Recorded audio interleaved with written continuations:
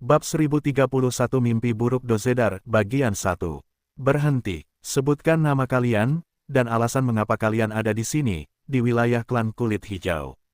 Teriak seorang iblis berkulit hijau sambil berjalan menuju dua sosok berkerudung yang saat ini sedang membeli beberapa buah dan persediaan makanan lainnya dari kios-kios makanan di alun-alun.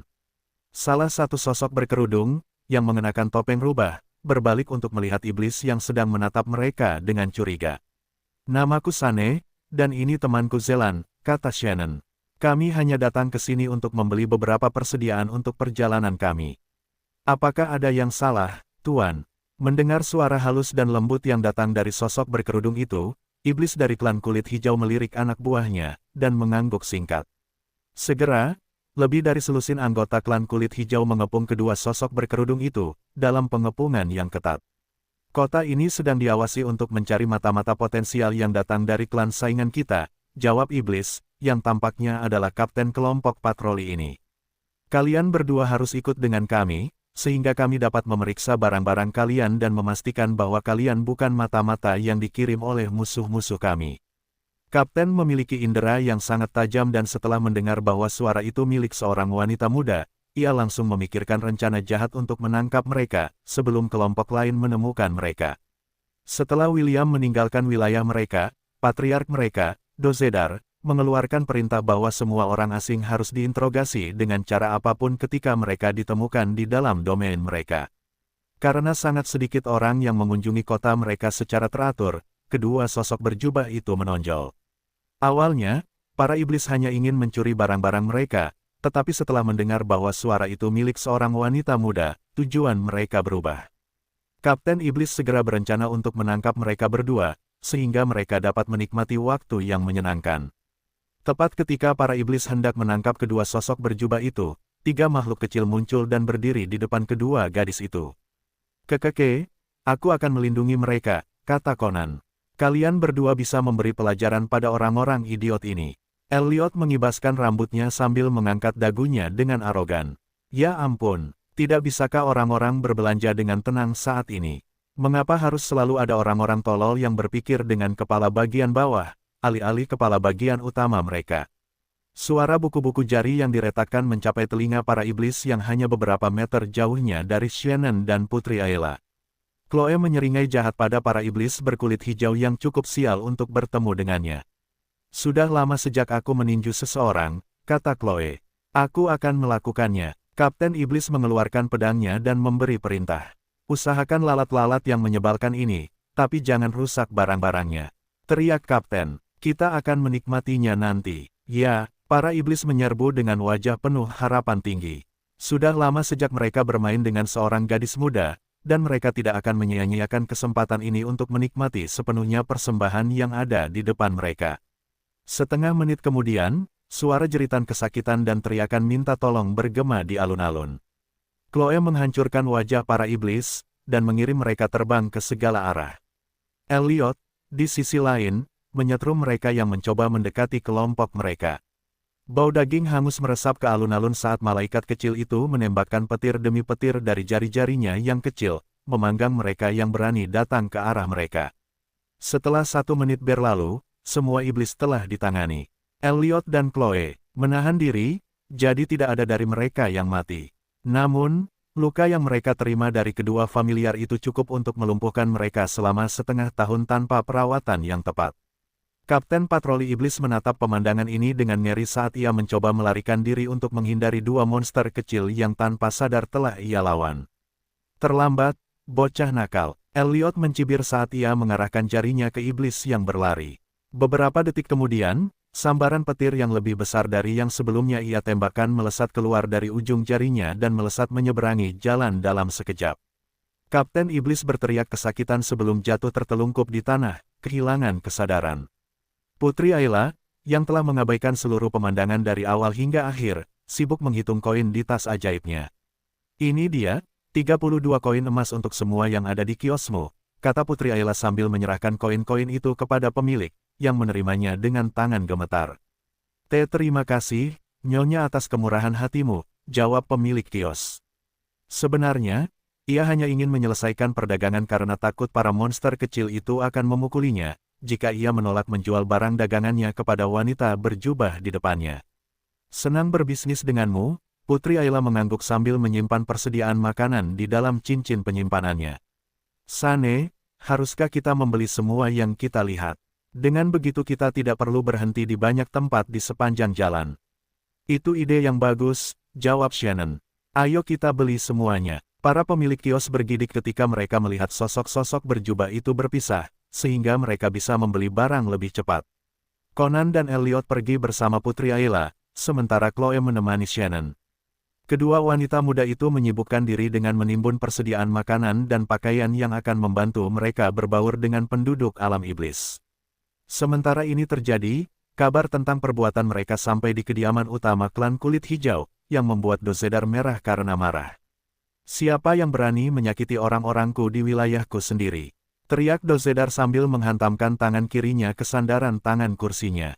Suasana hatinya sangat buruk sejak lengan kanannya digigit oleh Gorgon Willam yang dilepaskan padanya. Karena itu, dia sudah lama ingin membalas dendam, tetapi dia juga mengerti bahwa targetnya dapat dengan mudah menghancurkannya seperti serangga. Karena itu, dia melampiaskan rasa frustrasinya pada orang asing yang mengunjungi kotanya, dan mempersulit mereka. Sekarang setelah ada seseorang yang memutuskan untuk menentangnya secara terbuka, Dozedar merasa bahwa ini adalah kesempatan yang baik untuk melampiaskan rasa frustrasinya sekali dan untuk selamanya. Jadi, tersangkanya adalah 2 wanita dan 3 makhluk aneh. Dozedar bertanya kepada ajudannya yang buru-buru melaporkan kejadian yang baru saja terjadi di alun-alun. Baik, tuanku. Ajudan itu menundukkan kepalanya. Mereka masih membeli barang-barang di alun-alun. Jika Anda bergegas sekarang, kita masih bisa menangkap mereka. Dozedar mengangguk dan mengeluarkan perintah untuk menutup seluruh kota.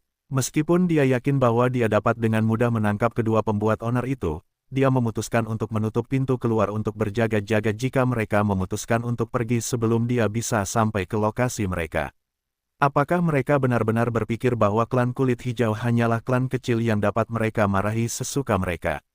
Dozedar mencibir, aku akan membuat kedua wanita itu mengerti bahwa mereka berurusan dengan klan yang salah. Patriark klan kulit hijau menyerbu keluar dari kediamannya, sementara diikuti oleh 100 penjaga elit. Dia ingin mengirim pesan yang kuat kepada semua orang, bahwa tidak seorang pun dapat memandang rendah mereka, karena mereka akhirnya berhasil diakui sebagai klan berukuran sedang oleh klan Gremory. Dengan bantuan dukungan mereka, Dozedar yakin bahwa tidak akan lama sampai dia mencaplok tetangganya, dan menjadikan klannya sebagai klan utama yang lengkap yang memiliki beberapa pengikut di bawah komandonya. Untuk saat ini, dia akan berurusan dengan 2 pembuat onar yang datang ke wilayahnya dengan motif yang mencurigakan. Setelah itu, ia akan berkoordinasi dengan klan Gremory untuk membalas dendam kepada remaja berambut hitam, yang senyum jahatnya selalu muncul dalam mimpinya. Bab 1032 Mimpi Buruk Dozedar, Bagian 2. Dozedar trauma karena pertemuannya dengan William, dan setiap kali dia tidur, dia akan melihat senyum menghina remaja itu dalam mimpinya. Dia tahu bahwa hanya ada satu cara untuk mengatasi rasa takutnya dan itu adalah membalas dendam dengan William, apapun yang terjadi. Yang mengejutkannya, kepala keluarga klan Gremory, Alpha, memberitahunya dengan sangat rinci bahwa William berencana untuk memulai pemberontakan di alam iblis. Karena itu, Alpha telah mengeluarkan perintah bahwa remaja berambut hitam itu akan menjadi musuh mereka, dan memerintahkan pengikutnya untuk menyergap William dalam perjalanannya. Ini adalah kabar baik yang ditunggu-tunggu Dozedar, jadi dia segera berjanji untuk melibatkan klan kulit hijau, dan bersumpah untuk membantu dalam penaklukan musuh bebuyutannya. Sementara pikiran-pikiran ini bermain di dalam kepala Dozedar, dia dan anak buahnya akhirnya tiba di alun-alun. Sebagian besar kios telah tutup karena kedua wanita itu telah membeli semua yang mereka miliki, yang membuat pemilik kios sangat senang. Namun, setelah melihat patriark klan kulit hijau, serta rombongannya, mereka semua menundukkan kepala dan dengan cemas berdoa agar tidak ada dari mereka yang terlibat dalam insiden rumit ini. Di mana mereka? Salah satu anak buah Dozedar mendekati salah satu pemilik kios dan bertanya. Jangan pernah berpikir untuk berbohong.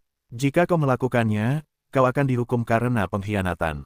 Mereka ada di toko bayar untuk menang, jawab pemilik kios. Sepertinya mereka akan membeli beberapa set pakaian, serta barang-barang habis pakai untuk perjalanan mereka. Mereka baru saja memasuki toko 5 menit yang lalu, dan aku yakin mereka semua masih ada di dalam. Anak buah Dozedar mendengus sambil melemparkan koin emas ke arah pria itu sebelum berbalik kembali ke tuannya. Ayo pergi, perintah Dozedar. Aku ingin melihat kedua wanita jalang ini yang berpikir mereka dapat menyakiti orang-orangku di domainku.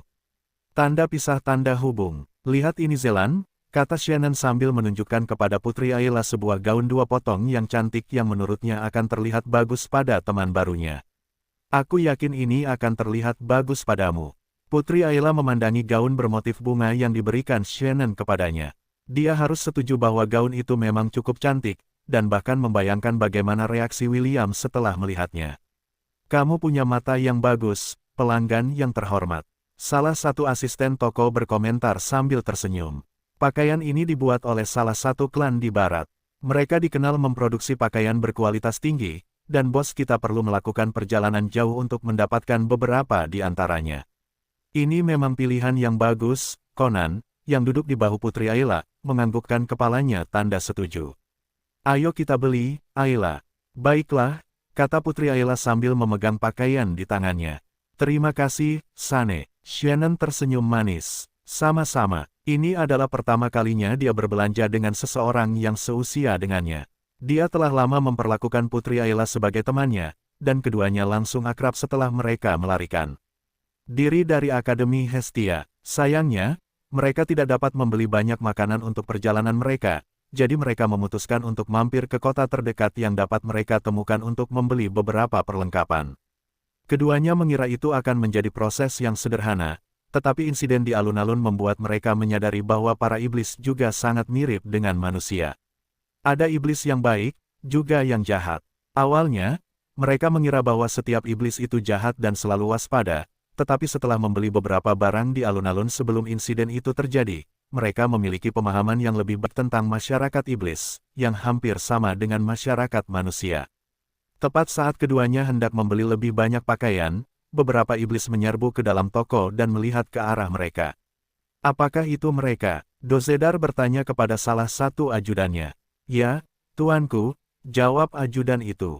Wanita yang memakai topeng rubah itu, beserta 3 benda kecil di samping mereka adalah yang terlihat di alun-alun. Sosok berkerudung di samping mereka juga merupakan bagian dari kelompok mereka. Bagus. Dozedar mengangguk sambil berjalan ke arah kedua wanita muda itu, sambil melepaskan nafsu haus darahnya. Shannon mengerutkan kening di balik topengnya, sambil menatap iblis besar yang tingginya hampir 2 meter, yang berjalan ke arah mereka.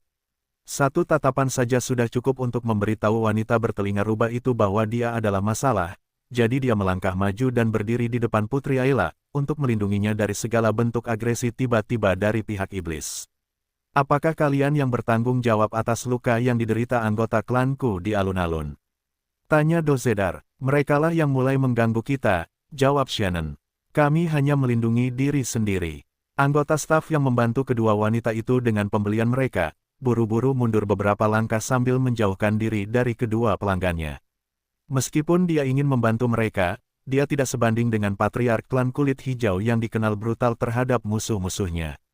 Aku tidak peduli siapa yang melecehkan siapa terlebih dahulu. Dozedar menggerutu. Yang kupedulikan hanyalah kau menyakiti orang-orangku, di dalam kotaku sendiri. Elliot dan Chloe telah terbang di depan Shannon saat mereka bersiap untuk menyerang. Namun, suara Putri Ayla menghentikan langkah mereka. Mari kita bicarakan ini dengan tenang, kata Putri Ayla. Semuanya bisa diselesaikan jika kita membicarakannya. Kami bersedia mengganti kerugian yang kami sebabkan, serta membayar biaya penyembuhan untuk orang-orang yang kami lukai.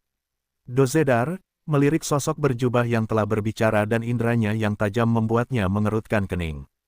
Lepaskan tudung kepala itu, perintah Dozedar. Aku adalah patriark klan kulit hijau dan berbicara kepadaku tanpa mengungkapkan identitasmu adalah hal yang tidak sopan. Putri Ayla merenung sebentar sebelum mengangkat tudung kepalanya, cukup untuk memperlihatkan wajah malaikatnya kepada iblis di depannya. Dia tidak melepaskannya sepenuhnya karena dia tidak memiliki tanduk, atau ciri khas lainnya yang akan menandainya sebagai iblis. Dozedar mencium aroma wanginya dari tempatnya berdiri, yang membuat matanya terbelalak. Kau manusia, ekspresi Dozedar berubah saat dia menatap kecantikan malaikat di depannya dengan senyum yang mengintimidasi. Sudah lama sejak aku melihat manusia tanpa kerah budak di leher mereka, atau terikat rantai. Sepertinya aku beruntung hari ini. Kau adalah kecantikan yang sangat berkualitas. Aku akan memberimu itu, nona muda. Shannon menyesuaikan tempatnya berdiri untuk memastikan dia masih berdiri di antara Putri Ayla dan Dozedar sebelum melotot ke arah iblis. Lebih baik kau tidak menyentuh sehelai pun rambutnya atau kau akan menyesal, Shannon berkata. Dozedar mendengus sambil menatap wanita di depannya yang mengenakan topeng rubah. Maaf, kata itu tidak ada dalam kamusku, jawab Dozedar. Akan lebih baik bagi kalian berdua untuk menyerahkan diri dengan damai. Dengan begitu, kalian berdua tidak akan terluka. Akan menjadi kerugian besar bagiku jika tubuh kalian yang rapuh terluka. Bagaimana aku bisa bersenang-senang jika boneka yang akan kumainkan rusak? Shannon mendesah sambil mengangkat tangan kanannya untuk memegang sisi topengnya. Maaf Ayla, sepertinya berbicara dengan sopan tidak berhasil pada orang-orang biadab ini, kata Shannon. Aku akan menghadapi mereka sendiri. Tutup saja matamu, oke. Putri Ayla mundur selangkah dan berbalik. Shannon telah memberitahu Alia tentang kemampuannya, dan memperingatkannya untuk tidak pernah menatapnya secara langsung jika dia tidak mengenakan topeng rubahnya. Elliot dan Chloe juga mundur, meninggalkan Shannon untuk menghadapi Dozedar serta 100 prajurit elitnya, yang selalu menemaninya kemanapun dia pergi. Omong kosong macam apa yang kau rencanakan di sini, Nona? Dozedar bertanya dengan seringai mesum. Berhentilah melawan dan aku berjanji akan mengirim kalian berdua ke surga. Shannon perlahan-lahan menggeser topengnya ke samping, memperlihatkan separuh wajah cantiknya. Kebetulan sekali, jawab Shannon sambil sudut bibirnya melengkung membentuk senyuman. Aku juga berencana untuk mengirimmu dan anak buahmu ke suatu tempat, tetapi dengan berat hati aku katakan bahwa kau tidak akan pergi ke surga. Tubuh Dozedar menegang saat melihat wajah Shannon. Bukan hanya dia, tetapi semua anak buah yang dibawa oleh patriark klan kulit hijau bersamanya. Dozedar menggertakkan giginya saat perlahan mengangkat tangannya. Tanpa peringatan apapun, dia mulai mencakar tenggorokannya, seolah-olah dia mencoba merobek semua daging dari lehernya. Penjaga toko dan stafnya menyaksikan dengan ngeri saat patriark klan kulit hijau memutilasi dirinya sendiri tanpa alasan apapun. Tiba-tiba, para iblis yang menemani Dozedar melakukan hal yang sama dan mencakar leher mereka sendiri, mencabik daging mereka dalam prosesnya.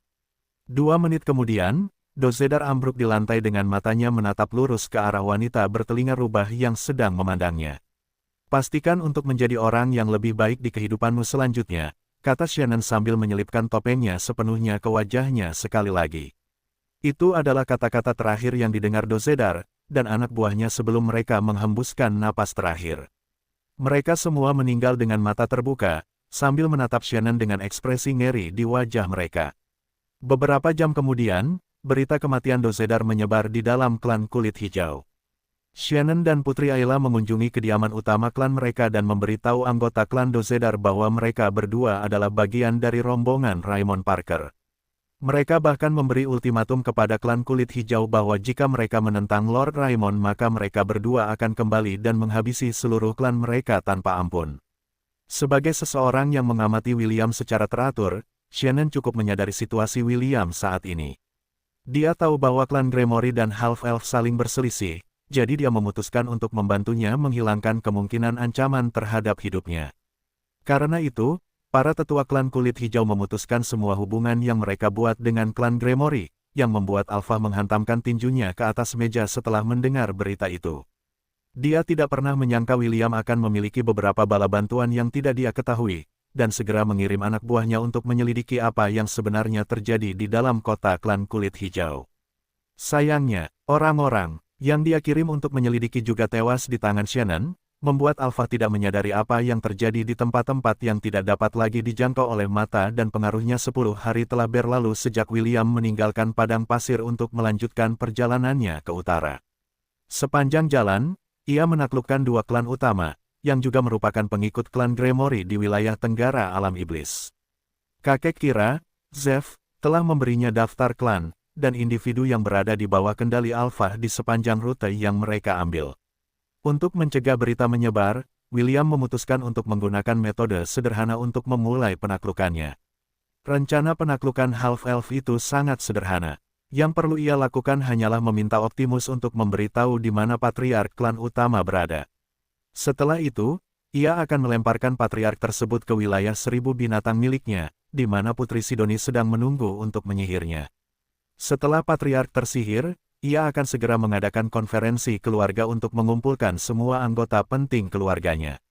Begitu semua orang sudah berkumpul, Putri Sidoni akan muncul dan memikat semua orang, menjadikan mereka semua pion William. Orang-orang ini sekarang telah menjadi agen ganda half-elf, yang ia gunakan untuk mengumpulkan informasi tentang pergerakan klan Gremory.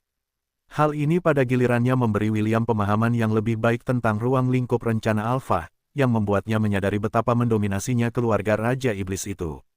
Aku seharusnya melakukan ini lebih cepat, pikir William sambil menatap keluar jendela kereta terbangnya. Dengan cara ini, Alpha tidak akan tahu apa yang menimpanya sampai semuanya terlambat. Bagian yang menakutkan tentang mantra pesona Putri Sidoni adalah bahwa bawahannya akan bertindak normal seolah-olah tidak terjadi apa-apa. Bahkan jika seseorang dengan kekuatan mental yang kuat memindai pikiran mereka untuk memeriksa apakah mereka berada di bawah mantra yang memengaruhi pikiran, mereka tidak akan menemukan apapun. Ini menjadikan metode Putri Sidoni pilihan yang optimal ketika harus perlahan-lahan mengubah sekutu Alpha menjadi pion William. Beberapa jam kemudian, rombongan William mendarat di tepi sungai di sebuah lembah untuk beristirahat. Tidak seperti Vesta yang telah mengurung diri di dalam Thousand Beast Domain, Kira, Athrun, serta para pengikut mereka tetap berada di dunia luar. Karena perjalanan itu melelahkan, mereka akan beristirahat dari waktu ke waktu untuk mengistirahatkan tunggangan mereka serta untuk meregangkan tubuh mereka.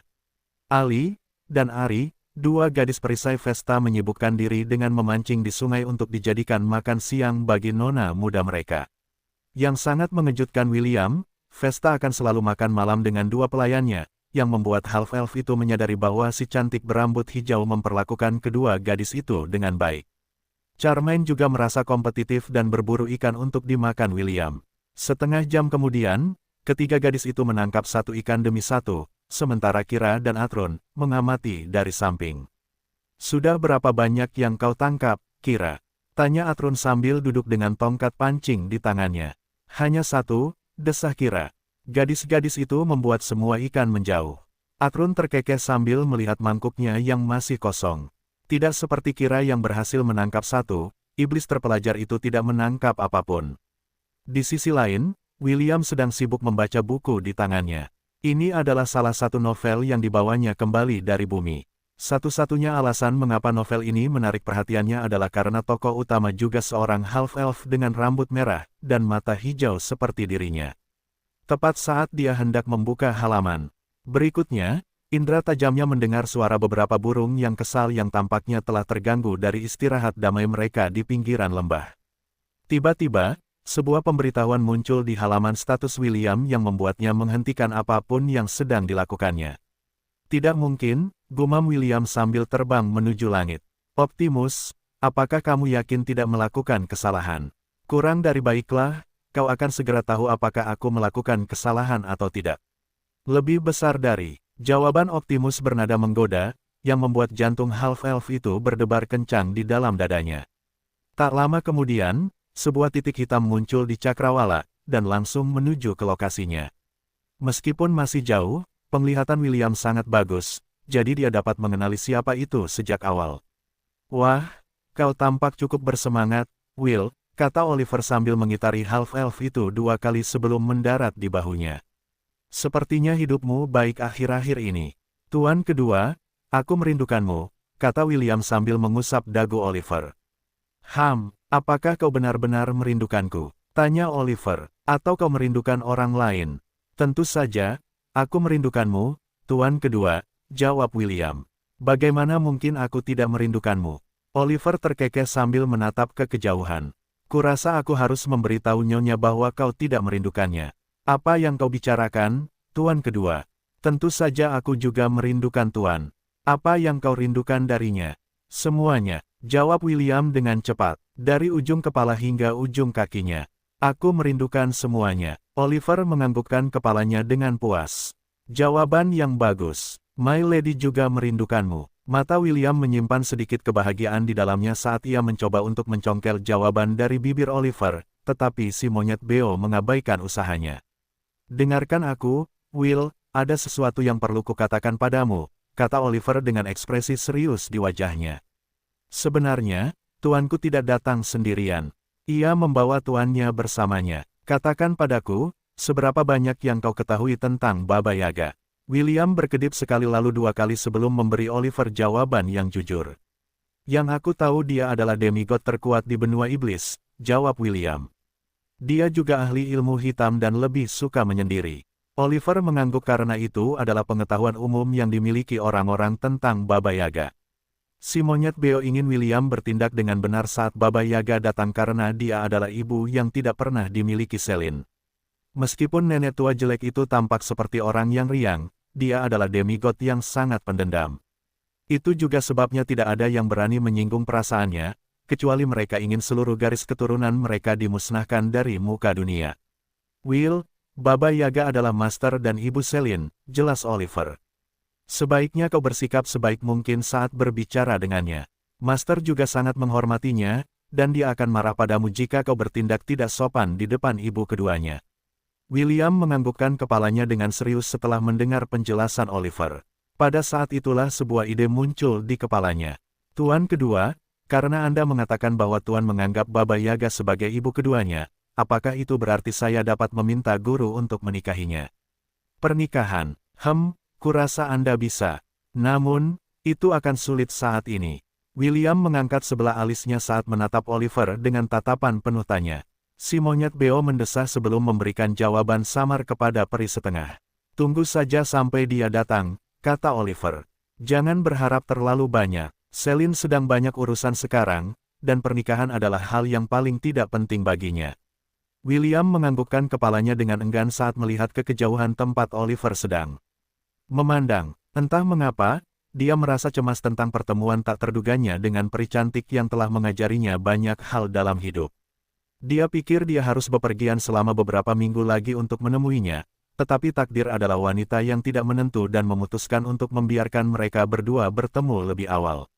Mengenai hasil pertemuan mereka, William hanya bisa berharap hasilnya positif. Lagi pula, sekarang dia sudah punya kesempatan untuk bicara dengan Selin sekali lagi. Dia yakin dia bisa bicara tentang hubungan mereka, dan bagaimana mereka berdua akan melanjutkan hubungan mulai hari itu dan seterusnya. William menyaksikan matahari perlahan terbenam di cakrawala dengan Oliver di bahunya. Awalnya, dia berencana untuk pergi ke hutan duri jahat, yang terletak di wilayah timur laut benua iblis, untuk menemui tuannya, Selin. Namun, dia tidak menyangka bahwa Selin dan tuannya, Baba Yaga, akan mengambil inisiatif untuk mencarinya atas kemauan mereka sendiri, yang membuat half-elf itu sangat senang. Ketika matahari hampir tidak terlihat, telinga William menangkap suara yang datang dari utara, dan mendekati lokasinya. Perlahan, tapi pasti, siluet rumah kayu, yang terletak di atas apa yang tampak seperti dua kaki raksasa seperti burung, melintasi lembah dengan mantap. William bisa merasakan emosinya bergejolak di dalam dadanya, saat dia berdiri terpaku di tempat, menunggu rumah Baba Yaga mencapai tujuannya. Akhirnya dia datang juga, gumam William pelan sambil menatap rumah kayu di kejauhan, berharap bisa melihat sekilas peri cantik yang telah memainkan peran penting dalam hidupnya. Zu, Kira, Atrun, beserta para pengikut mereka menatap raksasa yang mendekat itu dengan ekspresi serius di wajah mereka. Meskipun William telah memperingatkan mereka tentang kedatangan Baba Yaga, mereka tetap tidak dapat menyembunyikan kegugupan, serta sedikit ketakutan, dari wajah mereka. Reputasi Baba Yaga sudah ada sejak lama. Dia terkenal di benua iblis, dan banyak orang tua menggunakan namanya untuk menakut-nakuti anak-anak yang selalu berperilaku buruk. Mereka akan mengatakan hal-hal seperti, jika kamu anak yang nakal, Baba Yaga akan datang untuk menangkapmu dan memakanmu. Hal ini saja sudah cukup untuk membuat anak-anak nakal itu menangis sejadi-jadinya karena takut nenek tua dari utara itu benar-benar akan menangkap mereka dan memangsa tubuh mereka. 1/4 jam kemudian, rumah pohon raksasa itu berhenti 100 meter dari perkemahan William. Pintu rumah pohon terbuka, dan seorang wanita tua keriput melangkah keluar untuk melihat orang-orang yang berkumpul untuk menyambut mereka. Anda pasti Raymond Parker yang terkenal yang sedang mendatangkan malapetaka di selatan alam iblis. Baba Yaga terkekeh seperti penyihir setelah melihat remaja berambut hitam, yang menatapnya dengan tatapan ingin tahu. Senang bertemu dengan Anda, nak. William tersenyum dan membungkuk hormat kepada Baba Yaga. Ini adalah penghormatan yang diberikannya kepada para gurunya setiap kali ia bertemu dengan mereka untuk menunjukkan rasa terima kasihnya atas ajaran mereka. Murid William bertemu dengan Grandmaster Baba Yaga, jawab William dengan sopan. Merupakan kehormatan terbesar bagi saya untuk bertemu dengan Anda, Yang Mulia.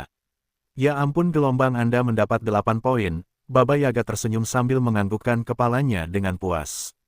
Ia kemudian melirik ke belakang dan memberi isyarat tangan. Selin, Anda memilih pasangan Anda dengan baik. Sopan santunnya bagus. Tuan, dia bukan rekanku, kata Selin sambil berjalan keluar pintu. Setidaknya, belum, Baba Yaga terkekeh. Baiklah, Will, anakku, sepertinya muridku tidak mengenalimu sebagai kekasihnya. Setidaknya, belum. William merasa sedikit sakit hati karena tanggapan Selin, yang tidak dapat ia hentikan dari wajahnya. Meskipun itu hanya berlangsung sesaat, Baba Yaga dan Selin melihatnya, tetapi mereka berpura-pura tidak melihat apa-apa. Tuan, aku merindukanmu, kata William. Yah, aku sedikit merindukanmu, jawab Selin sambil menatap William dengan ekspresi tidak setuju. Kau masih sama seperti biasanya. Selalu membuat masalah kemanapun kau pergi. Tidak bisakah kau lebih rendah hati? Dengan keadaan seperti ini, bukan tidak mungkin bagi Raja Iblis untuk meninggalkan ibu kota untuk memburumu. William mengangkat dagunya dengan arogan sebelum menjawab. Aku tidak takut padanya. Jika dia datang, aku akan menghajarnya sampai babak belur dan merekamnya dalam kristal perekam untuk disimpan sebagai pusaka keluarga. Ya ampun, gelombang, dia sangat pemberani, dan sangat bodoh, komentar Baba Yaga sambil mengusap dagunya yang keriput. Nak, jangan berpikir bahwa pertempuran yang kau alami di benua selatan adalah standar yang baik untuk mengukur kekuatan pasukan iblis. Kau masih belum lahir ketika pertempuran besar itu terjadi 2 dekade lalu. Jadi kau tidak mengerti besarnya kekuatan dan kekuasaan yang terlibat. Jangan berharap hal seperti itu terjadi, karena pertempuran tingkat itu sudah cukup untuk menyapu bersih kekuatan seluruh benua selatan dari muka dunia. William tidak membantah kata-kata Baba Yaga karena dia telah melihat pertempuran besar itu sebentar ketika dia memperoleh kekuatan sang penakluk penjara bawah tanah. Kau benar, Grandmaster, jawab William sambil menempelkan kedua telapak tangannya dan membungkuk hormat. Aku juga tidak berharap perang seperti itu terjadi. Bahasa Indonesia, yang saya alami di benua selatan sudah cukup untuk memberitahu saya bahwa perang tidak membuktikan siapa yang benar atau salah, itu hanya menunjukkan siapa yang tersisa. Baba Yaga mengangguk dan kesannya tentang William meningkat 1 tingkat lagi. Anak ini baik, dia tahu kapan harus maju, dan tahu kapan harus mundur, pikir Baba Yaga. Atau mungkin, dia hanya menjilatku karena aku adalah Grandmasternya. Bagaimanapun, dia cukup fasih dalam penggunaan kata-katanya. Tidak buruk. William mengalihkan perhatiannya ke Selin, dan tatapannya menjadi penuh kasih sayang saat dia menatap wanita yang telah membuatnya menjadi pria. Master, bisakah kita berdiskusi serius? Kata William. Ada beberapa hal yang ingin saya klarifikasi. Saya harap Anda dapat memberi saya jawaban yang saya cari. Selin tidak langsung menjawab usulan William. Sebaliknya, dia menatapnya selama 1 menit penuh sebelum menganggukkan kepalanya. Diskusi serius. Baiklah, Selin memberi isyarat kepada William untuk terbang menuju rumah pohon. Tuan, saya akan berada di keabadian sebentar. Baiklah, jawab Baba Yaga. Luangkan waktu untuk berdiskusi serius dengannya. Setelah itu, giliranku untuk mengajukan beberapa pertanyaan kepadanya. Selin mengangguk. Mengerti, William, yang telah mendapatkan izin dari Selin dan Baba Yaga untuk memasuki rumah kayu, terbang ke arahnya dengan senyum di wajahnya. Dia sudah lama ingin berbicara dengan Selin tentang hubungan mereka dan meskipun Selin bersikap dingin, dia percaya bahwa semuanya dapat diselesaikan jika mereka berdua dapat duduk dan berbicara dari hati ke hati. Pakaian berserakan di lantai, sementara suara ciuman menyebar di dalam artefak, Eternity. Disinilah Selin melatih William saat dia masih muda, dan masih belajar cara mengendalikan kekuatan sihir hitam secara efektif. Desahan keluar dari bibir Selin saat William membenamkan kepalanya di dada Selin. Half-elf itu dengan penuh kasih mencium dan menggigit payudara kanannya, sementara tangannya yang lain meremas payudara kirinya, dan dengan lembut memainkan ujung merah mudanya yang telah terangkat dan mulai mengeras di bawah sentuhannya. Elf yang cantik itu saat ini sedang mengangkangi William, dan kejantanannya yang kuat dan keras menekan pintu masuk rahimnya. Selin tidak bergerak, dan hanya membiarkan muridnya, yang telah kembali ke bentuk aslinya, untuk melakukan apa yang diinginkannya. Setelah beberapa saat, tangan kanan William bertumpu di belakang kepalanya, dan menariknya ke arahnya. Di sana, keduanya berbagi ciuman penuh gairah saat lidah mereka saling bertautan. Hanya setelah semenit Celine menarik diri, saat ia terengah-engah. William menatap mata indahnya, dan mengucapkan kata-kata yang sudah lama ingin ia katakan. "Tuan, aku mencintaimu," kata William. "Aku mencintaimu." Celine melingkarkan lengannya di kepala William saat ia mengecup kepalanya. Ia tidak membalas kata-kata cinta remaja berambut merah itu, tetapi tetap menyerahkan tubuhnya pada keinginannya. Keheningan elf yang cantik itu membuat jantung William berdebar kencang. Sama seperti yang dikatakan Oliver, Celine tampak bertekad untuk tidak menanggapinya secara lisan, atau membuat janji yang tidak dapat ia tepati. "Tuan, bahkan jika Anda tidak mengatakan apa-apa, aku tahu bahwa Anda juga peduli padaku," kata William sambil sekali lagi membenamkan wajahnya di dada Celine, mencium celah di antara kedua payudaranya. "Tetap saja, kesunyianmu menyakitiku. Bisakah Anda setidaknya mengatakan sesuatu? Ya, atau tidak sudah cukup?"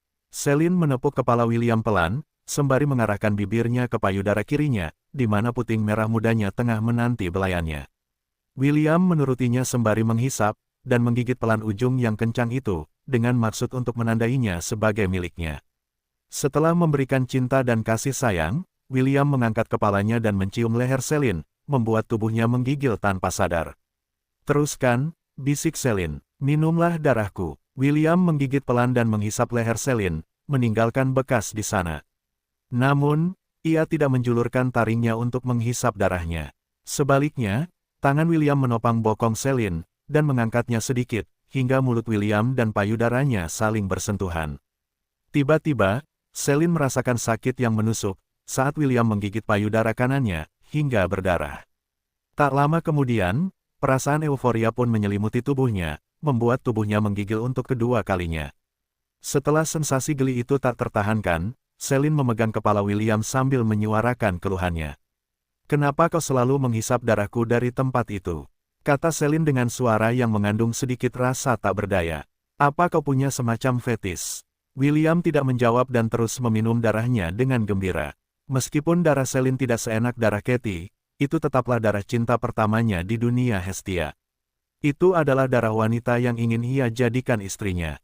Sayangnya, Celine menolak untuk mengalah, dan hanya diam saja, membiarkan William menuruti fantasinya yang paling liar dengan tubuhnya yang menggoda yang belum pernah dicicipi pria lain, kecuali dirinya. Setelah William merasa puas, ia mencium luka di payudara Celine, menyembuhkannya dalam prosesnya. Setelah sembuh total, William menurunkan tubuhnya hingga kejantanannya meluncur ke dalam keperawanannya. Meskipun tidak mengatakan apapun, Celine menikmati sensasi saat kejantanan William membukanya di dalam, dan menekan pintu rahimnya. Itu adalah perasaan yang sangat intim, dan memungkinkannya merasakan kehangatan, dan cinta William, seperti yang disampaikan oleh penyatuan mereka. Keduanya menikmati perasaan keintiman yang tidak dapat diungkapkan dengan kata-kata. Kali ini, Celine mengambil inisiatif untuk menangkup wajah William, dan mengangkatnya. Dia kemudian mencium bibirnya, menggunakan lidahnya untuk menyerbu mulutnya. Remaja berambut merah itu baru saja meminum darahnya, jadi dia bisa merasakan sedikitnya. Meski begitu, dia tidak berhenti karena melakukannya akan membohongi dirinya sendiri. Seperti yang dikatakan William sebelumnya, bahkan jika dia tidak mengatakan apapun, dia tahu bahwa dia sangat peduli padanya. Tubuhnya telah ditandai olehnya pada malam pertama mereka bersama, saat dia menyuntikkan esensinya jauh di dalam rahimnya, menandainya sebagai wanitanya. Namun, meskipun demikian, Celine tetap menahan diri dan tidak menyangkal atau mengiyakan perkataan William. Dia adalah salah satu dari dua kandidat yang akan menjadi pengantin ke-8. Sebagian dari dirinya menginginkan William menjadi pangeran, dan sebagian lainnya tidak menginginkan William menjadi orang yang ada dalam ramalan. Menurut ramalan, pangeran akan lahir setelah banyak kesulitan dan penderitaan. Celine tidak akan pernah ingin William mengalami hal seperti itu, jadi dia menutup mulutnya rapat-rapat. Dia takut jika William mengatakan bahwa dia adalah miliknya, hal yang paling dia takuti akan menjadi kenyataan. Celine telah memutuskan dalam hatinya bahwa, jika William bukan orang yang ada dalam ramalan, dia akan membakar hidupnya untuk membunuh yang disebut pewaris kegelapan untuk melindungi dirinya sendiri, dan saudara perempuannya, agar tidak menjadi apa yang disebut pengantinnya. Bahkan saat itu, Celine masih tidak menolak kemungkinan William menjadi pangeran dalam ramalan. Jika dia benar-benar menjadi yang terpilih, maka peri cantik itu akan berdiri di sisinya dan menawarkan segalanya kepadanya untuk menenangkan hatinya yang telah sepenuhnya dirusak oleh kegelapan. Saat pikiran-pikiran ini melintas di benak Celine, William dengan ringan mendorongnya kembali, dan menatap lurus ke matanya.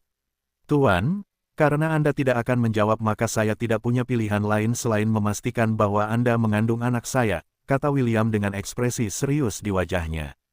"Dengan begitu, Anda akan menjadi milik saya saja. Saya tidak peduli siapa pangeran itu nantinya.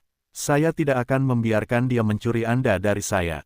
Celine menatap mata William yang jernih dan indah, hanya untuk melihat pantulan dirinya di permukaan mata itu.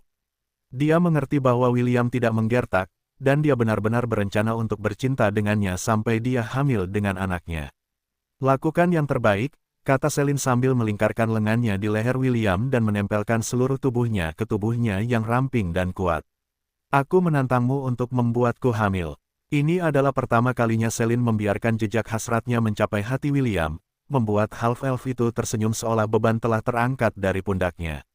"Sesuai keinginanmu, cintaku," kata William lembut sambil mulai menggerakkan pinggulnya. Dia memeluk elf cantik itu erat-erat. Half-elf itu perlahan dan menggunakan dorongan lembut dan kuat, untuk membuat Celine mendesah dalam kenikmatan. Hal ini pada gilirannya, mengipasi gairah, cinta, dan nafsu yang membara di dalam hatinya, membuat percintaan mereka mencapai puncaknya. Beberapa menit kemudian, kedua tubuh mereka bergetar pada saat yang sama, saat Celine merasakan saripati panas William melesat ke dalam rahimnya. Perasaan gembira itu begitu hebat, pandangan elf cantik itu sesaat berubah putih, karena betapa kuatnya klimaksnya. William terus menekan kejantanannya yang masih keras ke pintu masuk rahimnya, mencegah benihnya bocor keluar darinya. Saat cahaya sisa percintaan pertama mereka mulai memudar, keduanya saling menatap dengan penuh gairah. Mereka telah melakukan ini beberapa kali sebelumnya, tetapi kali ini, mata mereka mengungkapkan apa yang sebenarnya mereka rasakan satu sama lain. "Tuan, apakah Anda siap?" William bertanya sambil menatap mata ungu Celine yang bersinar samar dengan kekuatan. Celine tidak menjawab tetapi dia memberi William senyuman manis sebelum mencium bibirnya. Itu adalah ciuman yang dipenuhi dengan janji diam-diam yang hanya bisa dipahami oleh mereka berdua. Mungkin karena penerimaannya terhadap ide William untuk melahirkan anaknya, ciuman yang mereka bagi terasa sangat manis. 1 jam di dunia luar adalah 1 hari di dalam artefak keabadian. Half-elf itu bersedia menghabiskan banyak hari di dalamnya untuk memastikan bahwa elf yang cantik itu mengandung anaknya. Celine juga memberinya persetujuan diam-diam, dan membiarkannya melakukan apa yang dia inginkan. Jauh di dalam, dia masih ingin melawan takdir. Jika memiliki anak William akan memungkinkannya untuk lolos darinya maka dia akan dengan senang hati menerimanya. William tidak lagi mengatakan apapun dan menggendong Celine ke tempat tidur. Dia tidak keberatan kehilangan 1 hari penuh di dunia luar, selama dia bisa menghabiskan 24 hari dengan Celine di dalam keabadian. Segera, hanya desahan manis, dan gerutuan kesenangan, meresap di dunia di mana hati dua orang hanya berdetak untuk satu sama lain. Bebas dari masalah dunia luar, dan daya tarik tanah suci kegelapan, William memeluk Celine dengan penuh kasih. Untuk waktu yang singkat, dia tidak lagi khawatir tentang Raja Iblis, atau rencana klan Gremory. Yang dia pedulikan hanyalah waktu yang dia habiskan dengan salah satu pengantin kegelapan yang cantik, yang hati dan tubuhnya perlahan-lahan ditaklukkan olehnya. Celine berlutut di bak mandi sambil menggunakan bibir dan lidahnya yang menggoda untuk melayani William dengan kemampuan terbaiknya. Meskipun dia lebih tua beberapa tahun darinya, penampilannya mirip dengan wanita muda berusia awal 20-an. Tubuh Celine sudah berkembang sepenuhnya, yang akan membuat pria manapun, dan beberapa wanita, menatapnya dengan tatapan tergila-gila.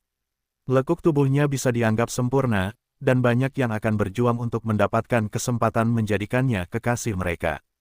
Sayangnya bagi mereka, peri yang cantik dan mempesona ini saat ini sedang menggunakan tangan, bibir, dan lidahnya, untuk membersihkan kejantanan yang telah membawanya ke puncak ekstasi selama beberapa hari terakhir.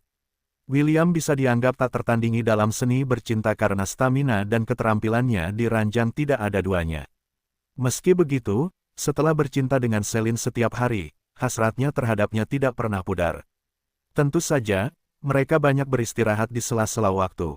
Mereka makan malam, dan berbincang satu sama lain, berbagi cerita tentang hal-hal yang mereka temui selama berpisah. Selin terpikat oleh kisah William, terutama kejadian-kejadian yang terjadi di Seven Sanctum, Deadlands, serta waktunya di bumi. Half-elf itu tidak menyembunyikan apapun darinya, termasuk kenangan masa lalunya. Elf cantik itu mampu mengendalikan emosinya dengan sangat baik.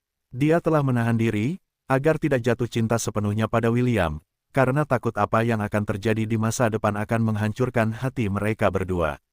Percintaan mereka yang terus-menerus serta kata-kata cinta William yang jujur perlahan, tetapi pasti, melonggarkan simpul-simpul yang telah dia tempatkan di hatinya.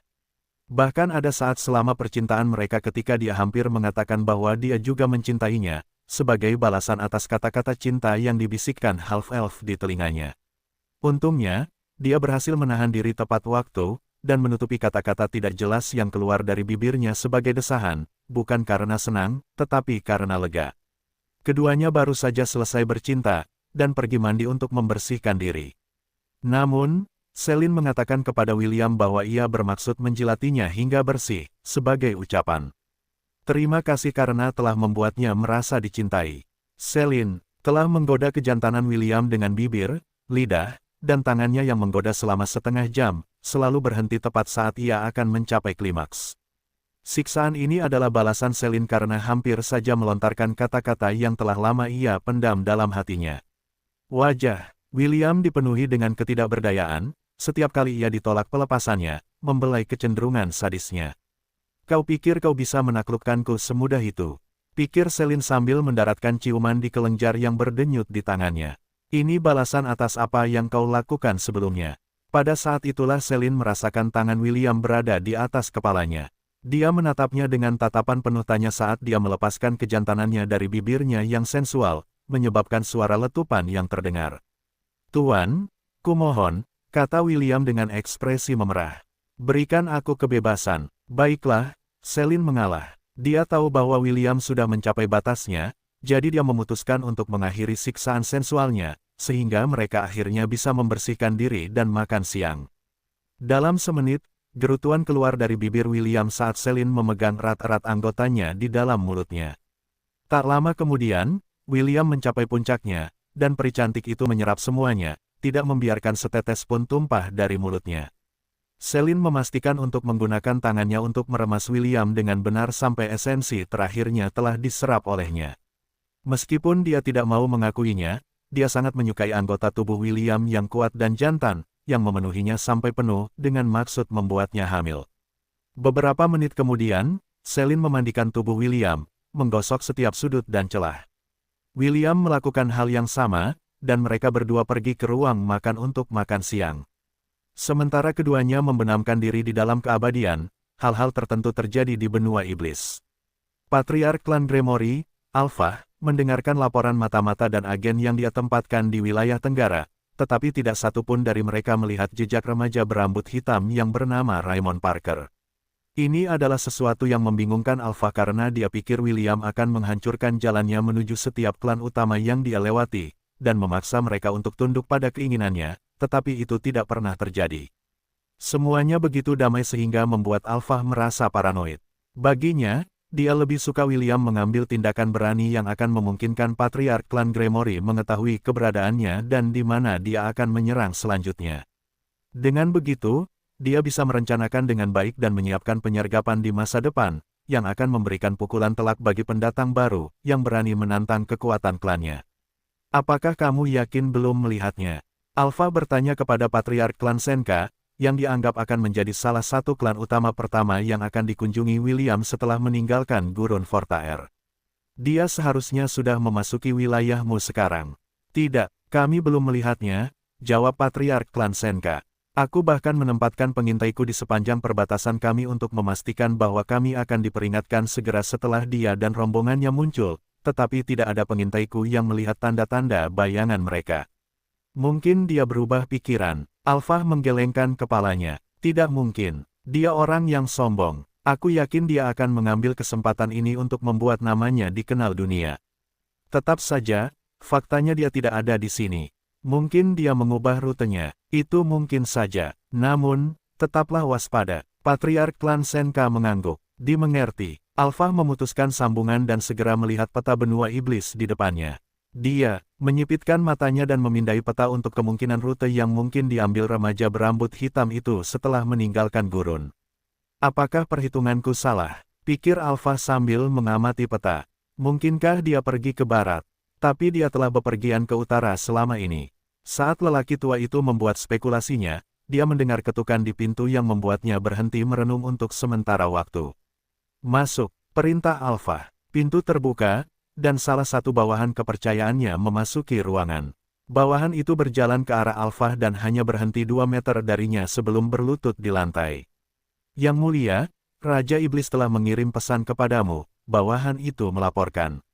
Di mana itu? Tanya Alpha. Bawahan kepercayaan Alpha mengeluarkan kristal komunikasi dari sakunya dan memberikannya kepadanya. Sebenarnya, Alpha dan Luciel tidak memiliki hubungan dekat.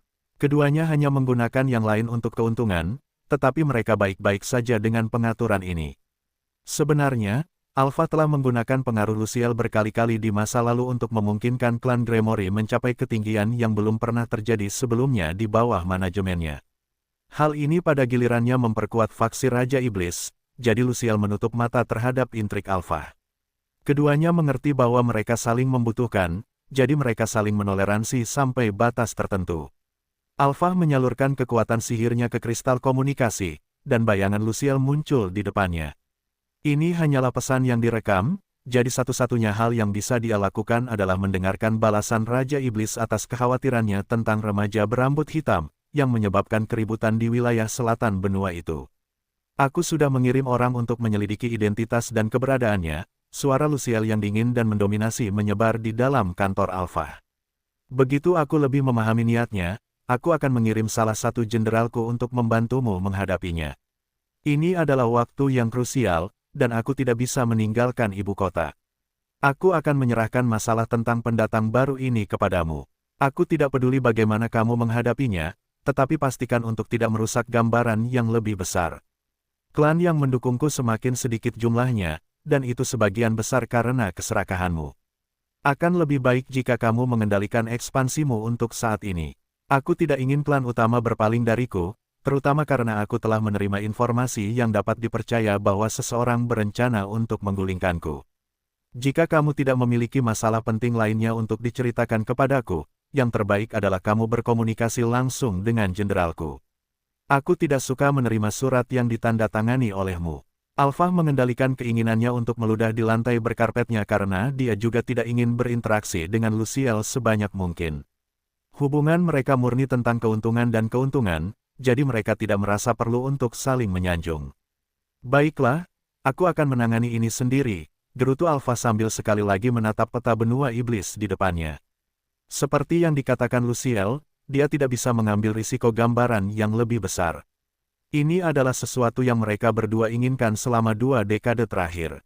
Bahkan jika mereka saling membenci, dia akan tetap mengirim setiap anggota klan Gremory yang sehat untuk bersatu di bawah panji Luciel. Itulah satu-satunya cara bagi klan mereka untuk mendapatkan kembali kehormatan dan martabat mereka, yang telah dirusak oleh sang penakluk Dungeon, yang telah menghalangi jalan mereka menuju kemenangan sehari berlalu setelah William masuk ke rumah Baba Yaga untuk berbicara serius dengan Selin. Tepat saat Baba Yaga mulai mengobrol dengan Zu, Sa, Kira, dan Atrun, di samping api unggun, pintu rumah kayu itu terbuka, memperlihatkan seorang half-elf berwajah puas. Bahkan dalam kegelapan, mereka dapat melihat bahwa kulit William berkilau.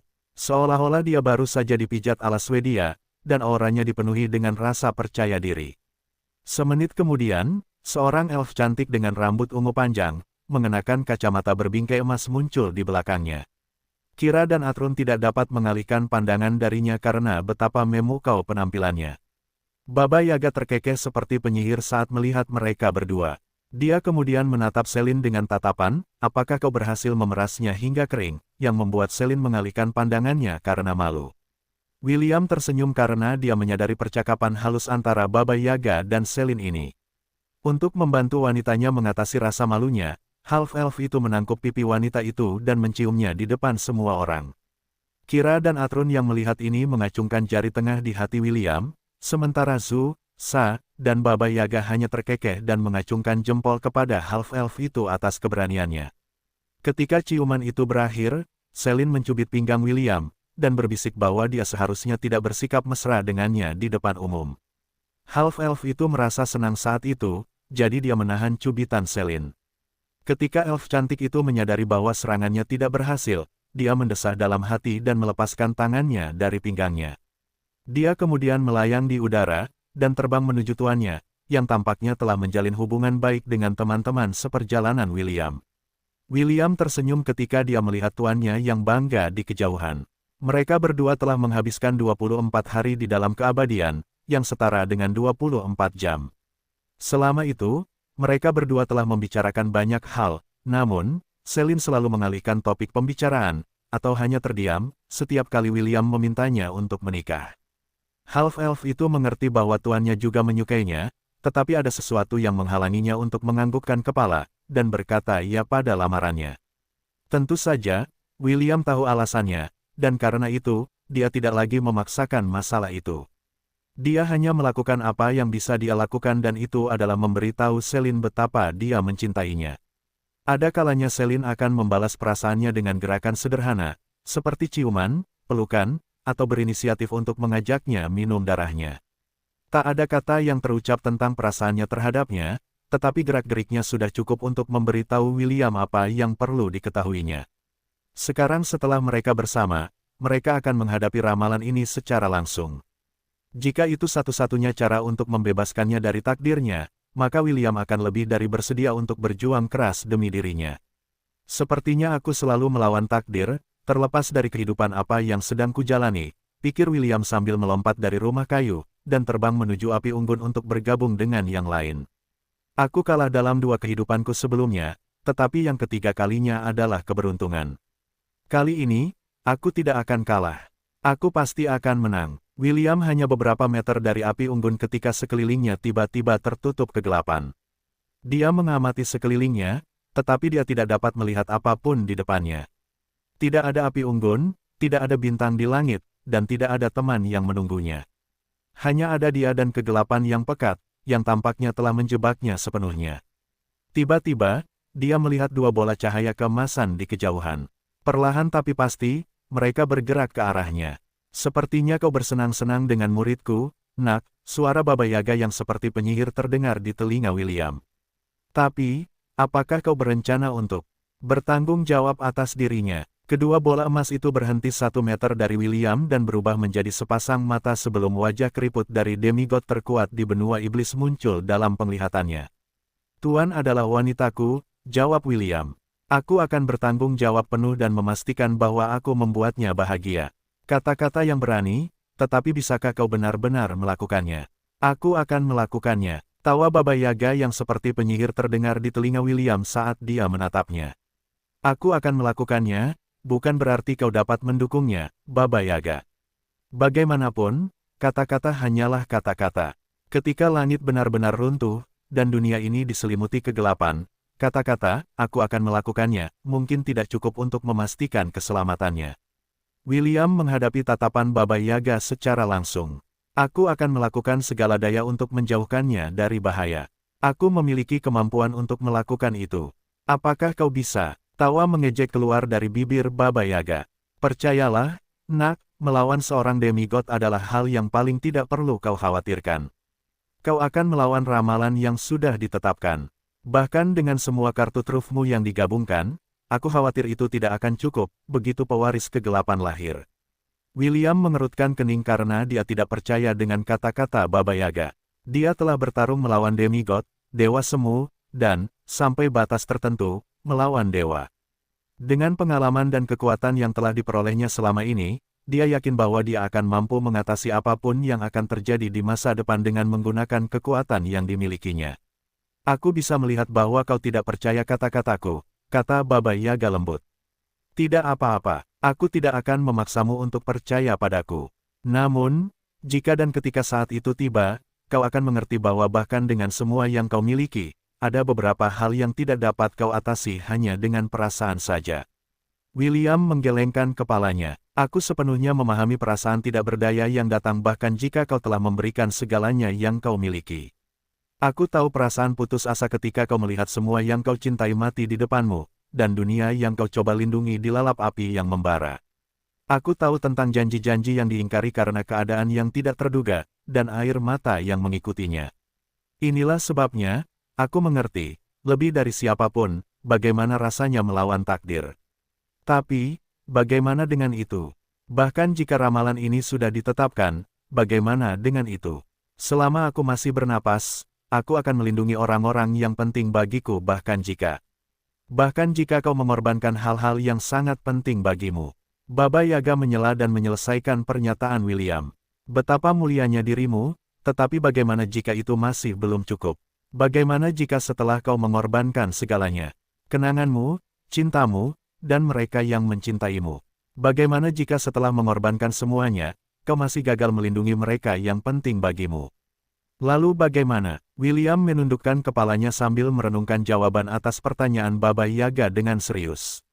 Si tua penyihir tidak mengganggunya dan hanya menunggunya mengatur pikirannya. Beberapa menit berlalu, dan keheningan yang sangat sunyi bergema di dalam dunia kegelapan, di mana tidak ada cahaya yang terlihat, tidak ada harapan yang ditemukan, dan tidak ada kehangatan yang dapat menenangkan hati yang perlahan menjadi dingin setiap detik yang berlalu. Jika setelah mengorbankan segalanya, dan aku masih gagal melindungi mereka yang penting bagiku maka aku akan berjuang sampai akhir yang pahit, kata William dengan mata terpejam. Kenangan tentang hidupnya di Asgard melintas di benaknya. Di saat-saat terakhirnya, di dunia yang dikelilingi oleh kobaran api, dia merasakan kehangatan seseorang yang memeluknya dengan erat. Itulah satu-satunya penghiburan yang didapatkannya sebelum ia menghembuskan napas terakhirnya di dunia yang nasibnya telah ditentukan. Mungkin, Baba Yaga melihat kepedihan dalam ekspresi William, jadi ia tidak lagi memaksakan masalah itu dan meletakkan tangannya yang keriput di bahunya. Aku berjalan dalam kegelapan, agar orang lain dapat melihat cahaya, kata Baba Yaga lembut. Kau pilih jalanmu sendiri, Will. Pastikan saja bahwa ketika kau telah membuat pilihanmu, kau tidak akan menyesalinya apapun yang terjadi.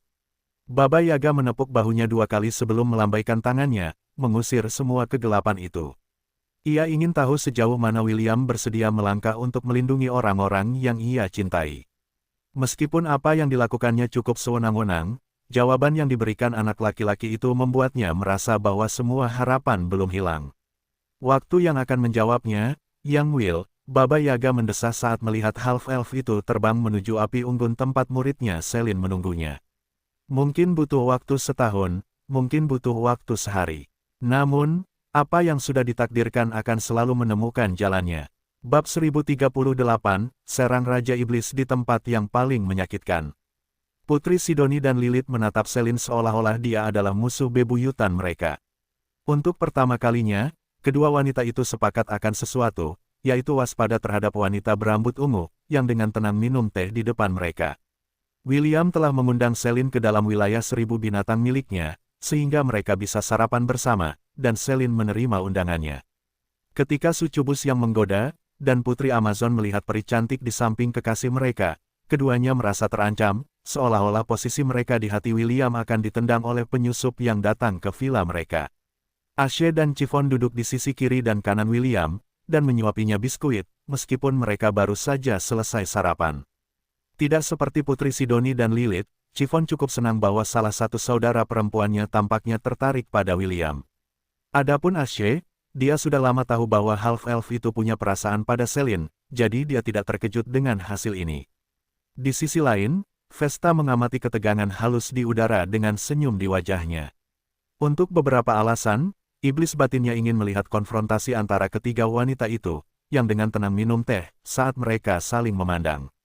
Will, siapa dia? Lilith, yang masih belum bertemu Selin, bertanya. Awalnya aku pikir dia adalah Profesor Celeste.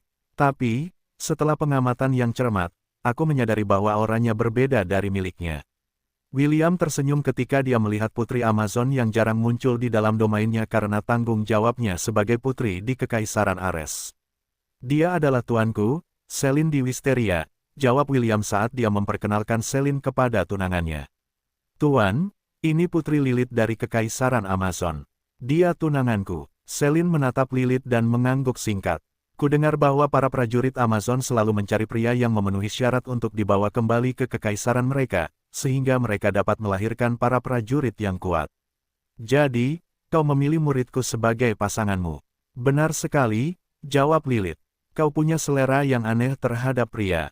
Aku tidak bisa membantahnya. Senyum di wajah William menegang ketika mendengar sindiran santai Selin, begitu pula persetujuan Lilith.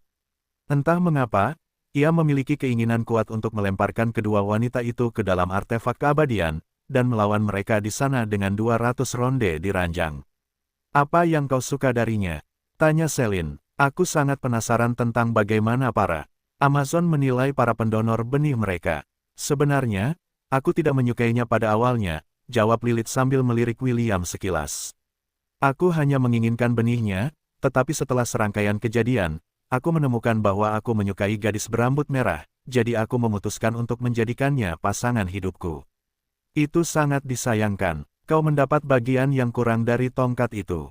Ya, benar-benar disayangkan. Sudut bibir William mulai berkedut karena dia tidak tahu apakah kedua gadis itu memujinya, atau mengolok-oloknya.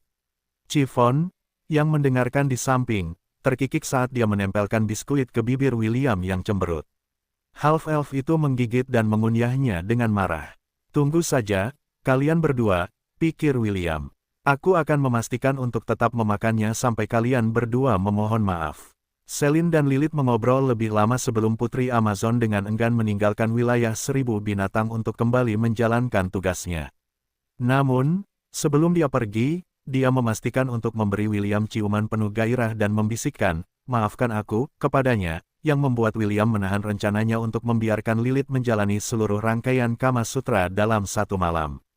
Setelah Lilith pergi, ekspresi William menjadi serius saat dia mendiskusikan rencana tindakan selanjutnya dengan para wanita di ruang tamu. Tujuan utamaku datang ke benua iblis adalah untuk menemukan tuanku, Selin, dan membawanya ke Akademi Hestia. Namun, aku punya firasat bahwa jika kita membiarkan Raja Iblis dan klan Gremory melanjutkan rencana mereka, perang lain akan pecah. Aku yakin tidak ada dari kita yang ingin melihat ini terjadi, jadi aku memutuskan untuk menunda perjalanan pulang kita dan mengacaukan rencana mereka. Putri Sidoni yang memainkan peran kunci dalam rencana William menganggukkan kepalanya tanda setuju. Meskipun kekuatan benua tengah mungkin tampak bersatu di permukaan, sebenarnya, mereka semua menunggu kesempatan yang tepat untuk saling membunuh. Serangan oleh iblis akan memungkinkan mereka untuk menghancurkan keseimbangan yang rapuh di antara mereka dan menggunakan waktu ini untuk memperluas domain mereka. Bahkan, aku tidak akan terkejut jika beberapa kekaisaran dan kerajaan ini telah berurusan dengan iblis. Sejujurnya, aku khawatir kekaisaran Kreator mungkin juga berurusan dengan mereka. Putri Sidoni mendesah sambil melirik Chiffon. Gadis berambut merah muda itu menatap Chiffon dan menganggukkan kepalanya. Fakta bahwa dia bisa belajar di akademi selama beberapa bulan berarti ayahnya, Luciel, dan Kaisar Leonidas, dari Kekaisaran Kreator memiliki semacam hubungan. Meski begitu, Chiffon tidak menyesal datang ke Kekaisaran Manusia untuk belajar. Jika tidak, dia tidak akan bertemu William, dan mungkin telah jatuh ke dalam kerusakan keilahiannya. William dengan lembut menepuk kepala Chiffon seolah-olah untuk meyakinkannya bahwa dia saat ini aman di sampingnya. Gadis berambut merah muda itu menyandarkan kepalanya di dada William dan melingkarkan lengannya di sekelilingnya. Dia tidak berniat untuk berpisah dari suaminya, bahkan jika seluruh dunia menjadi musuhnya. Aku yakin klan Gremory sedang mencari informasi apapun tentangku, tetapi aku sudah memikirkan cara yang sangat jitu untuk menyembunyikan keberadaanku dari mereka, jelas William. Satu-satunya masalah adalah benua iblis itu luas. Aku khawatir kita tidak akan punya cukup waktu untuk memikat setiap klan utama, dan menjadikan mereka agen ganda kita sebelum perang dimulai. Putri Sidoni mengangguk karena ini juga salah satu kekhawatirannya. Perjalanan ke seluruh benua memakan waktu berhari-hari karena hanya ada sedikit gerbang teleportasi di dalam benua itu. Semua iblis saling waspada, dan mereka tidak akan pernah membangun gerbang teleportasi yang dapat digunakan oleh musuh mereka untuk mengumpulkan pasukan dan menyerang wilayah mereka. Menurut salah satu leluhur yang telah mereka pesona, persiapan untuk perang sedang berlangsung. Dia menambahkan bahwa mobilisasi dapat dimulai paling cepat dalam sebulan, dan paling lambat 3 bulan. Klan Gremory telah meletakkan dasar dengan dukungan dari Raja Iblis. Yang mereka butuhkan hanyalah persetujuan dari lebih dari 70 leluhur klan utama dan perang ini akan dimulai sesegera mungkin. Saya meminta masukan Grandmaster tentang perang, tetapi satu-satunya hal yang dia katakan kepada saya adalah bahwa dia membenci politik, kata William sambil tersenyum pahit. Namun, dia berjanji bahwa dia tidak akan membantu klan iblis jika mereka melintasi perbatasan mereka untuk berperang di tanah manusia dan peri. Kenneth, yang mendengarkan pembicaraan mereka dengan mata tertutup, dengan ringan mengetuk ujung jarinya di sandaran tangannya. Sebenarnya, Ibu William, Lady Arwen, juga khawatir tentang kejadian di alam iblis. Inilah sebabnya dia meminta Kenneth untuk mengirimkan laporan kepadanya tentang pergerakan pasukan iblis. Jadi, apa yang akan kamu lakukan sekarang? Vesta bertanya sambil meletakkan cangkir tehnya di atas meja. 1 bulan tidak cukup waktu untuk meliput seluruh alam iblis. Jika kamu benar-benar ingin mencegah pasukan iblis melintasi perbatasan kita, kamu perlu membuat rencana untuk membuat mereka mempertimbangkan kembali keputusan mereka. William menganggukkan kepalanya tanda setuju. Kau benar, jawab William. Itulah sebabnya aku memutuskan untuk menyerang tempat yang akan meninggalkan kesan pada semua klan utama di benua iblis. Vesta menyipitkan matanya sambil menunggu William melanjutkan pernyataannya. Dia sangat penasaran tentang apa yang mungkin bisa dilakukan Half-Elf dengan waktu terbatas yang dimilikinya. Semuanya, kita akan pergi ke utara, William menyatakan. Kita akan menghancurkan klan Gremory, dan menyingkirkan satu-satunya pendukung setia Raja Iblis. Melakukan ini akan seperti memukul 2 burung dengan 1 batu. Keduanya tidak dapat dipisahkan, jadi ini adalah pilihan terbaik yang kita miliki saat ini. Putri Sidoni menyeringai karena dia menyukai rencana berani William untuk menyerang Raja Iblis di tempat yang paling menyakitkan. Selama mereka bisa mengalahkan klan Gremory, klan besar lainnya akan berpikir 2 kali sebelum mengirim pasukan mereka ke medan perang bab 1039. Aku bukan tipe orang yang menaruh semua telurku dalam satu keranjang. Joas memutar-mutar cangkir anggur di tangannya saat dia duduk di singgasananya. Rencana yang berani, tetapi tidak akan semudah itu untuk menjatuhkan ular tua itu, gumam Joas. Tapi, itu akan cukup sebagai umpan yang bagus. Naga hitam yang memimpin benteng terkuat di benua iblis memanggil cermin bundar dan mengaktifkannya. Segera, gambar seorang nenek tua yang keriput dan pemarah, muncul di permukaannya. Ah, itu kamu, kata Baba Yaga dengan sedikit kesal. Apa yang kamu inginkan, kamu kadal hitam? Aku hanya ingin tahu satu hal, kata Joas sambil tersenyum. Apakah kamu akan bermain sebagai penonton, atau kamu akan bergabung dengan panggung dan memainkan peranmu? Baba Yaga mendengus seolah-olah hanya memikirkan dia bermain-main di air berlumpur ini sudah cukup untuk membuatnya jijik. Kalian semua bisa saling mencabik-cabik, dan aku tidak akan peduli, jawab Baba Yaga, tetapi jika ada di antara kalian yang berencana menggunakan muridku sebagai alat untuk kebodohan kalian, aku akan dengan senang hati mematahkan leher kalian semua. Mengerti, Joas mengangguk. Jadi, selama murid kalian aman, kalian akan tetap berada di luar pagar, benar? Benar sekali. Baiklah, kau pegang kata-kataku. Aku tidak akan mengikut sertakan murid kalian yang berharga dalam rencana kita. Baba Yaga mendengus sebelum memutuskan sambungan telepon. Dia benar-benar tidak ingin melibatkan dirinya dalam perebutan kekuasaan di alam iblis karena tindakan ini tidak pantas baginya. Si tua penyihir adalah roh bebas yang datang dan pergi sesuka hatinya. Tidak ada seorang pun yang berani mengganggunya karena alu miliknya saja sudah lebih dari cukup untuk memusnahkan seluruh kota dengan satu serangan. Joas sangat menyadari karakter Baba Yaga, jadi dia senang bahwa salah satu rintangan di jalannya memutuskan untuk menonton dari pinggir. Selama dia tidak ikut campur, dia yakin bisa menghadapi situasi apapun. 1 kalah, 2 lagi, gumam Joas. Jika hanya 1 dari mereka yang bergabung, aku bisa mengatasinya. Tapi, jika ada 2 dari mereka, benua iblis memiliki 4 dewa yang berada di puncak peringkat kekuatan. Baba Yaga dari utara, Joas dari selatan, Mapinguari dari barat, dan dewa pengembara dari timur, El Silbon. Baba Yaga adalah yang terkuat di antara mereka, dan Joas adalah yang kedua. Namun, Mapinguari dan El Silbon hanya sedikit lebih lemah dari Joas. Naga hitam tidak yakin apakah dia akan menang jika dia melawan salah satu dari mereka dalam pertarungan hidup dan mati. Tidak masalah, Joas mengesampingkan ide itu untuk sementara waktu saat dia mengaktifkan kembali cermin bundar di depannya. Segera, gambar seorang pemuda di akhir masa remajanya muncul di depannya. Adam, berapa banyak bintang hitam yang telah kamu peroleh? Tanya Joas. Yang mulia, saya baru berhasil mendapatkan bintang ketiga saya 2 hari yang lalu setelah banyak kesulitan, Adam melaporkan. Jumlah kandidat juga telah menyusut menjadi sepertiga dari sebelumnya. Saya perkirakan akan memakan waktu sekitar sebulan untuk mendapatkan bintang ketujuh, jika saya mampu bertahan selama itu. Dimengerti, Joas mengangguk. Apakah Anda sudah bisa mengorek beberapa informasi dari Felix tentang rencana ayahnya? Adam menggelengkan kepalanya. Selain mengawasi kemajuan penjelajahan Tanah Suci, dia menghabiskan sebagian besar waktunya bersama 2 wanita. Saya mencoba mengukur kekuatan kedua gadis ini secara diam-diam, tetapi apa yang saya temukan jauh melebihi harapan saya. Oh, Joas mengangkat alis. Dia tahu orang seperti apa Adam, dan mengerti bahwa dia bukan orang yang suka melebih-lebihkan hal-hal. Apakah mereka sekuat itu? Adam mengangguk. Jika aku boleh menebak, mereka berdua mungkin adalah Sins. Sepertinya mereka memiliki hubungan dekat dengan Felix.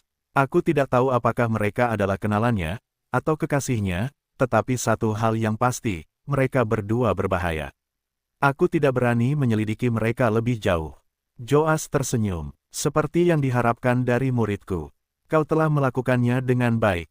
Untuk saat ini, jangan pedulikan kedua wanita itu. Fokus saja pada pengumpulan bintang-bintang itu, dan ungkap rahasia-rahasia di Tanah Suci. Ingat, kau adalah kunci rencana kita. Jangan mengecewakanku. Ya, Guru. Adam menyatukan kedua tangannya dan membungkuk dengan hormat. Setelah memberikan beberapa pengingat lagi kepada muridnya, Joas memutus sambungan untuk memastikan bahwa komunikasi mereka tidak akan ketahuan. Dia telah berusaha keras untuk memungkinkan Adam tetap berada di bawah radar Raja Iblis, jadi dia tidak akan terlalu curiga dengan identitas pemuda itu. Aku bukan tipe yang menaruh semua telurku dalam satu keranjang, gumam Joas sambil mengaktifkan cermin untuk ketiga kalinya.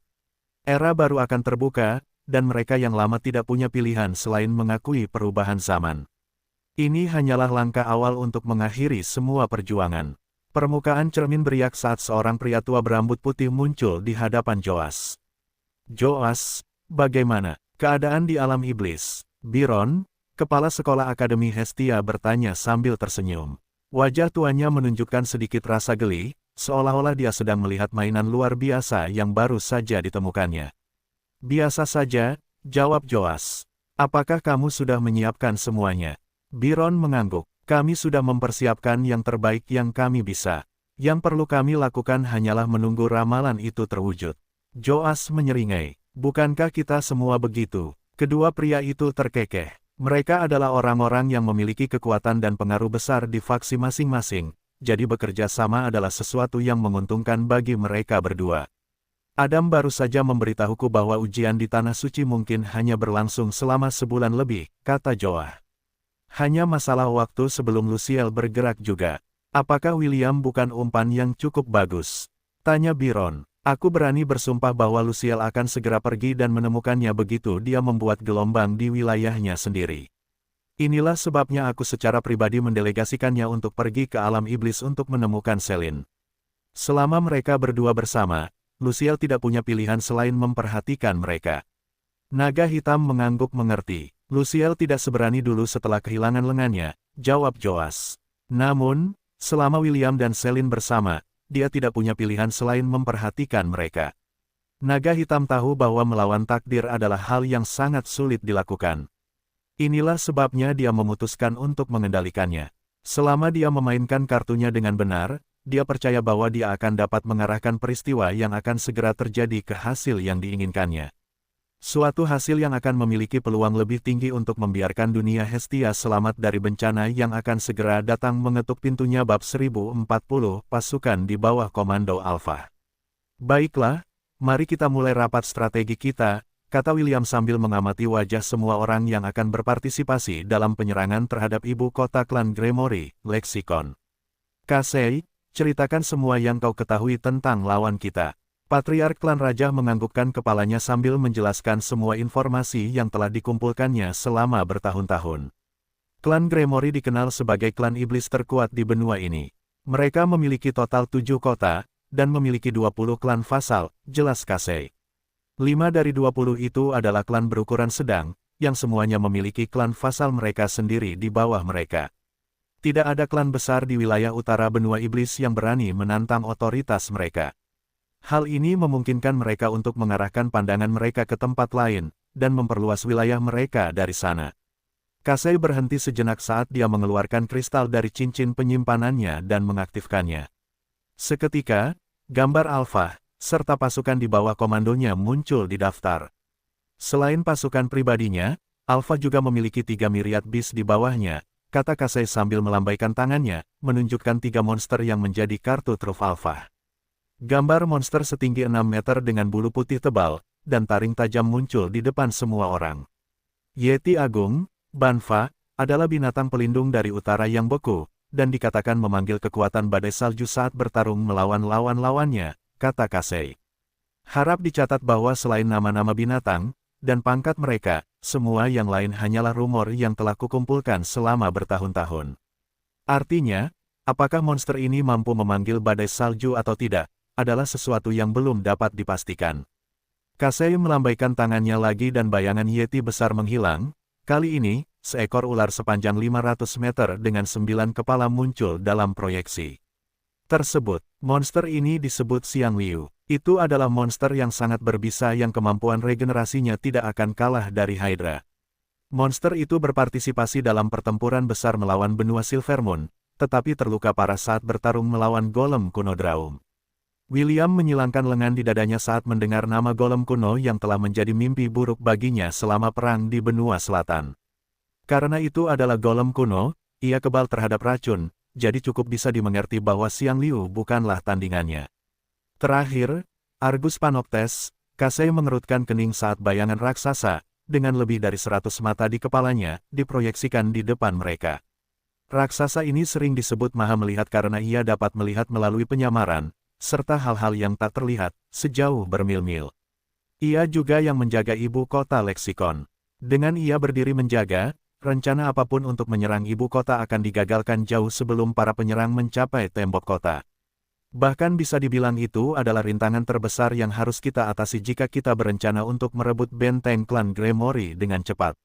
William menatap monster raksasa itu, tetapi dia tidak terlalu peduli tentang itu. Dengan rencana yang ada dalam benaknya, tidak masalah apakah monster bermata 100 itu melihat mereka atau tidak. Bagaimana dengan pertahanan kota Lexicon? Tanya William. Seberapa besar pasukan yang melindunginya? Kasei merenung sebelum memberikan jawaban. Menurut mata-mata yang kutempatkan di kota itu bertahun-tahun yang lalu, mereka memiliki setidaknya 300.000 pasukan yang menjaga ibu kota, jawab Kasei. Yang terlemah di antara mereka ada di pangkat Mithril, monster kelas A.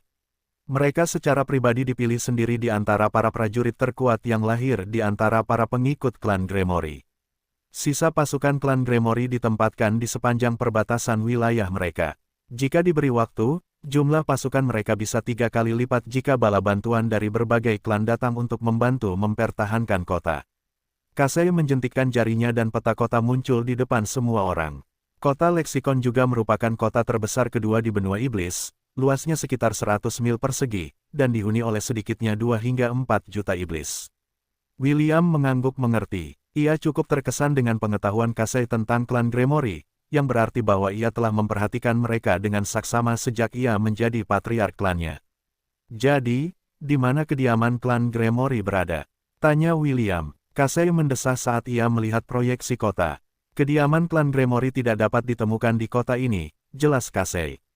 Patriark pertama klan Gremory adalah orang yang berhati-hati, jadi ia memutuskan untuk menyembunyikan kediaman utama klan mereka dan menggunakan kediaman palsu di kota ini untuk bertemu dengan para pejabat tinggi dan pejabat lainnya dari berbagai klan yang mengunjungi kota Lexicon. William mengangkat sebelah alis karena ia tidak menyangka bahwa bahkan Kasei tidak tahu di mana kediaman klan Gremory berada. Dia mengerti bahwa selama mereka tidak mengetahui lokasinya, mereka tidak akan mampu memberikan pukulan telak kepada klan terkuat di benua iblis. Ini adalah satu-satunya cara yang dapat mereka pikirkan untuk membuat klan utama lainnya mempertimbangkan kembali keputusan mereka untuk bergabung dalam perang berskala besar yang direncanakan oleh Raja Iblis. Apakah ada hal lain yang ingin kau tambahkan? William bertanya untuk berjaga-jaga jika Kasei lupa mengatakan informasi penting yang saat ini dimilikinya. Kasei mengangguk. Ada satu hal lagi yang menurutku harus kau ketahui. Reruntuhan kuno yang baru-baru ini ditemukan hanya berjarak 50 mil dari kota Leksikon. Aku tidak tahu berapa banyak pasukan yang ditempatkan di tempat itu, tetapi ku dengar bahwa semua orang yang memiliki sihir hitam di alam iblis sekarang berkumpul di lokasi itu. William dan Celine saling bertukar pandang sebelum mengalihkan perhatian mereka kembali ke Kasih. Ketika mereka masih di dalam keabadian, mereka berdua telah berbicara tentang ketertarikan kuat yang dimiliki reruntuhan kuno terhadap mereka berdua. Half-elf itu pasti berbohong jika dia berkata bahwa dia tidak tergoda untuk mengunjungi tempat itu. Namun, instingnya mengatakan kepadanya untuk tidak pernah menginjakkan kaki di tempat itu. Celine juga tidak ingin pergi ke tempat itu karena dia merasa pergi ke sana akan membahayakan nyawanya. Itulah sebabnya pasangan Master dan Disciple memutuskan untuk tidak pernah pergi ke tempat itu, di mana tarikan kegelapan cukup kuat untuk membuat mereka kehilangan kendali atas indera mereka untuk beberapa saat.